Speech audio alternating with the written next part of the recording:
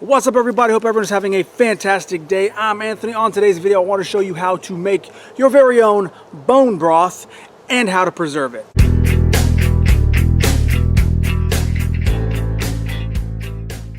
That's right, today we're talking all about making your own bone broth. I'm a humongous fan of it because you're using a resource you've already used once and you're getting the absolute max value you can out of it.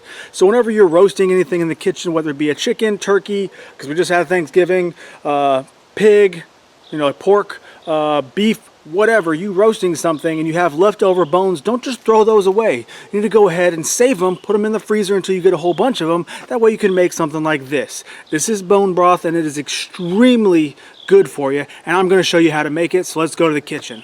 Now, in order to do bone broth or any kind of stock, you are going to need a stock pot. So go ahead and get that out. Then chop up some vegetables. It really doesn't matter what kind of vegetables you use, okay? For me personally, I just use like one onion. I'll chop it up very rough like this. Basically put it in quarters. I'll chop up 3 spears of celery and like 4 carrots. Then I'm going to go ahead and put in my bones, okay? You want to make sure you have like marrow-rich bones or bones that have a lot of those little pockets in here. See when you cut the bone in half. So that was the beef bones from that short I did a couple days ago. And then here is some pork bones I had in the freezer that I've been saving every time I make like pork chops or something. I cut the pork out of the bones. I don't want to throw those away. I just put those in the freezer and I can use that in this. Then you're going to bring that up to a boil after you put, how much water you want in there. This is about 2 gallons of water.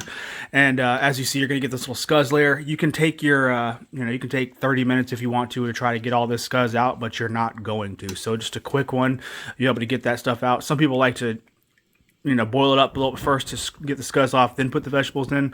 For me, it doesn't really matter. As you can see, that scuzz layer starts to dissipate after a little while, and then bring it up to a full rolling boil, stir it down, and that scuzz layer almost disappears. So that's basically what I do. Once you bring it up to a boil, you are then going to put the lid on and simmer it for, yes, I'm not kidding when I say this, 24 hours. Alright, so 20 to 24 hours later, this is about 23 hours, I'm not even going to lie, it's going to look like this, okay? You're going to get that scuzz layer that's going to come back on top. It's not going to want to stir down, so that's how you know that you can go ahead and start your straining process. All I do when I'm doing my straining process is you can, change it to a different pot. I don't have 2 stock pots, so I just get one of these and start fishing, okay? I just grab a strainer and just literally start scooping. And that's all the good stuff that comes off the bones and everything else. And I'll start scooping it into a metal pan. All right, after I get all of it out, it's going to look something like this. And you're going to see these bones, some of them are going to be very brittle. These beef bones were not brittle, but all those pork bones that I had boiled for so long, this is how soft they get. You literally just crack them open. Okay, they become so brittle and cooked and whatever, and all that good stuff that was in those bones is now inside your broth. That's the entire purpose of it, okay? That's why we do this stuff. So now what's left over is a nice pot full of a couple gallons worth of magical bone broth. This is exactly the stuff you're looking for. So how's that? Super easy. It's not difficult at all. The only thing is the time factor. If you don't feel comfortable going to sleep with your burner on low or simmer, then that's fine. Just bring it up to a boil, like a vigorous boil, then turn it off, go to sleep, wake up 5-6 hours later, and bring it back up to a boil, then back it down to a simmer. You don't have to keep it on all night, but for me, I kind of trust my stove. My wife stays up most of the night anyway, so I get up probably 2 hours after she goes to bed. So in reality, it's only 2 hours of no one looking at it, which isn't that big of a deal. So that's how I make it. But when it comes to preserving, you have several options. If you're one of those people that takes bone broth as part of a fast, because you can fast for 3 days and all you drink is bone broth because it's very nutritious and it's all your body really needs for those 3 days, then by all means you're just going to take this, probably put it in the refrigerator. But if you want to make big batches like I do and use it for meals later on, whatever, you can freeze this stuff or you can can it. For me, I like to pressure can, and this is how I do it. Alright, so I like to put my stocks and my broths in quart jars. You can do pint jars all you want to, but I use quart jars, and I use a stainless steel funnel because if I don't use a funnel, then I'm probably going to waste a lot of this stuff. And this is liquid gold, so you don't want to waste it. So using a funnel is going to be your best friend. Ladle it all into your jars, and when you ladle it up, you are going to want to leave 1 inch of headspace. For those that don't know what headspace is, this is called a headspace tool. As you see here, you have a whole bunch of measurements. 1 inch is for the headspace for anything pressure canned, so you're going to want to leave 1 inch 1 inch of space between the liquid and the top of the jar. This tool helps you do it, so you don't have to worry about getting a ruler or anything else like that. You can just stick this on the edge and find out your headspace. The reason why you want to have headspace is because if you have not enough headspace, you're going to start overflowing and it's going to compromise that lid sealing. So right around that bottom ring, shoulder of the jar is where a 1-inch headspace is. So once you get all your jars filled up, you are going to have a napkin or a paper towel with white vinegar or any vinegar, doesn't really matter what kind, and you're going to wipe off the area where the lids go. You want to make sure you are ensuring the best possible seal you can, and then you're going to put your rings on finger tight. Remember, finger tight. We're not cranking down here. We're just going finger tight. And here's a prime example of what that looks like. See? Finger tight. Then you are going to show the dog to the camera because she's very curious. And as you see here, I have 8 quarts and I got another pint off to the side. But I have 8 quarts, only 7 fit in the canner, so I'm going to have to do 2 batches. But as you can see, you can fit 7 quarts in the Presto canner.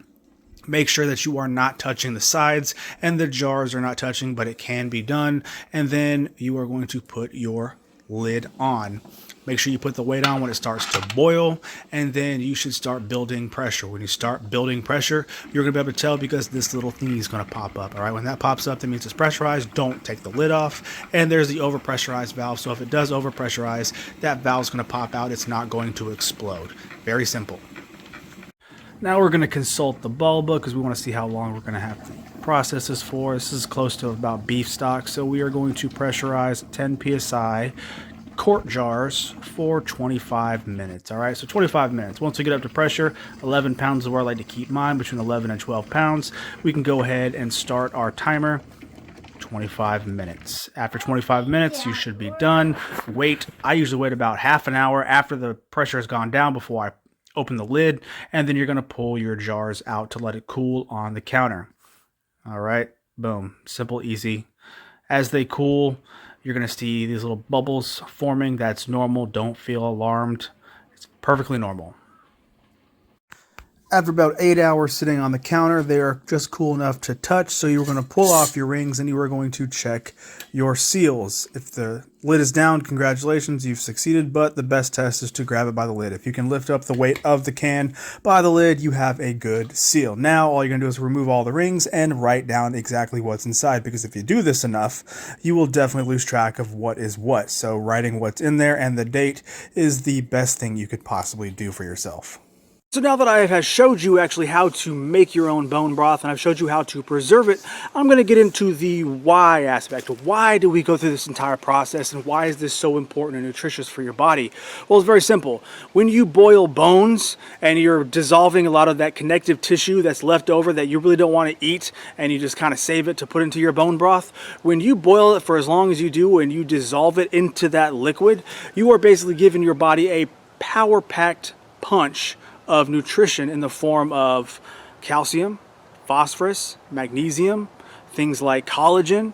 So all of that stuff is what your body needs. A lot of you, especially my female viewers, you know that if you take collagen supplements, then you're helping your hair, skin, and nails, okay? Because collagen is very good for your skin, hair, and nails. But it's also very good it's like a building block for your amino acids, which are going to be great for helping if you say have like arthritis, okay? If you have arthritic joints, being able to drink bone broth is going to give you the nutrients to try to help repair your own tissues. So it's going to be beneficial for you in that aspect, but it's also really easy to digest. So sometimes when you eat a big meal, your body can't quite process everything and it kicks out more than it should. Well, if you drink it in the form of bone broth, it's like the best, most easiest thing for your body to use. So you're going to be able to really help your gut by doing this. I'm not going to speak for everybody because that's just not what I do, but for me personally, I like to be able to go on a couple fasts like this, maybe fast for one day and all I do is drink some bone broth because it helps kind of right the ship. If I'm having issues with bloating or gas or whatever, sluggish digestion,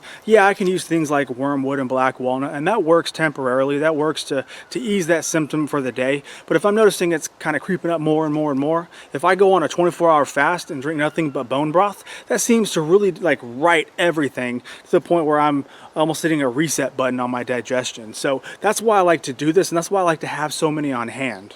But I also like to cook with this stuff. If I wanted to, you know, make something, kind of throw it all together, but not roast things for a very long time to where I make my own stock or broth, then I can use this in place and kind of get that flavor profile I want without having to worry about cooking something down. So if I'm putting together like some of my pasta dishes where I use this in place of water, it just makes that flavor profile so much better, and it makes it, you know, a lot of people enjoy it. It makes my family enjoy it because it tastes really good, and there's so much more depth to that flavor. So that's why it's one of my favorite things to do. So as you can see, there are several different reasons why you would want to do this. And for me personally, it's just one of my little quirks. Whenever I say take an animal when I'm hunting and I do harvest an animal, say one of my rabbits or whatnot, I like to use everything I possibly can because I want to make sure that animal didn't really die for nothing. So yeah, I got some meat out of it, but I don't want to just cast the bones aside and kind of let the nature do whatever with them. I like to be able to use as much stuff as possible. And doing bone broth and be able to save up many different types of bones and make just one big batch